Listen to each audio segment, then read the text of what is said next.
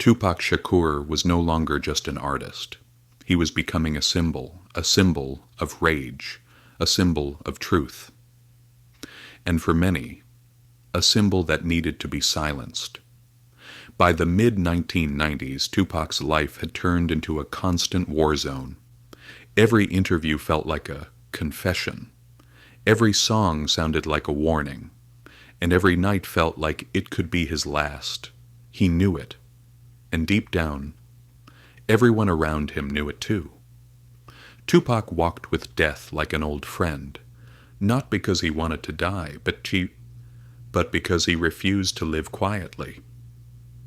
He spoke about police brutality when silence was safer. He spoke about betrayal when loyalty was expected. And he spoke about pain in a world addicted to pretending. But the louder Tupac became, the more enemies he attracted.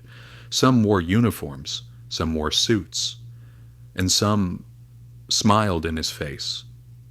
Behind the scenes, Tupac was exhausted. Fame didn't save him. Money didn't protect him. And success didn't heal him. He couldn't sleep. He couldn't trust. He couldn't slow down. Everywhere he went, paranoia followed. Cars behind him felt suspicious. Phone calls felt monitored. Friends felt distant. And the scariest part? He was starting to believe that the people closest to him might be the most dangerous. Tupac began talking openly about death, not in a poetic way, not metaphorically, but directly. "I don't think I'm gonna live long," he said. People laughed. They said he was dramatic. They said it was just part of his image. But Tupac wasn't acting. He was preparing. In his music, the tone shifted. The anger became sharper. The words became darker. The messages became final. He started recording obsessively, sometimes multiple songs in a single night, as if he was racing against time, as if he knew something was coming. Those close to him later said the same thing. It felt like Tupac was in a hurry to speak, a hurry to expose, a hurry to leave something behind. He began calling himself Machiavelli, a name inspired by Niccolo Machiavelli, a philosopher who wrote about power, deception, and survival. But Tupac's interpretation went deeper. Machiavelli represented rebirth, a return after death, a message sent from the grave. Tupac believed that sometimes the only way to be heard was to disappear.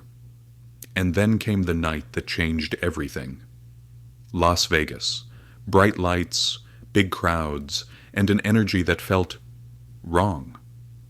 Tupac attended a Mike Tyson fight. He looked relaxed.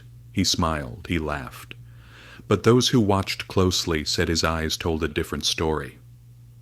After the fight, an altercation broke out. Tensions exploded. Egos clashed. And somewhere in the chaos, lines were crossed that could never be uncrossed.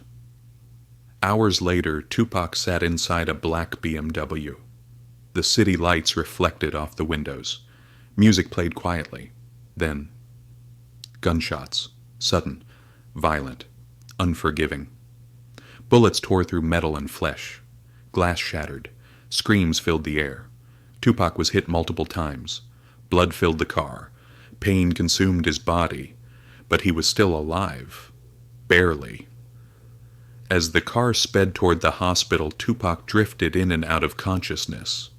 Witnesses say he didn't cry. He didn't scream. He stared into the distance, as if he had already seen the ending. In the hospital, doctors fought to save him. Machines beeped. Voices whispered. Hope faded. For 6 days, the world waited. And then, Tupac Shakur was pronounced dead, September 13th, 1996. He was 25 years old. Or was he? Because from the moment his death was announced, nothing made sense. No public funeral, no clear answers, contradicting reports, missing details, and a silence that felt intentional. Almost immediately, rumors began to spread.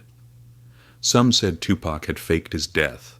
Others claimed powerful forces wanted him gone. Some believed he escaped. One thing was certain. The story did not end in that hospital room. Because Tupac had become more powerful in death than he ever was alive, his music continued to release, his words continued to inspire, and his presence never left. The question wasn't just who killed Tupac. The real question was, did Tupac ever really die? And in the next episode, we begin to uncover the secrets they never wanted you to see.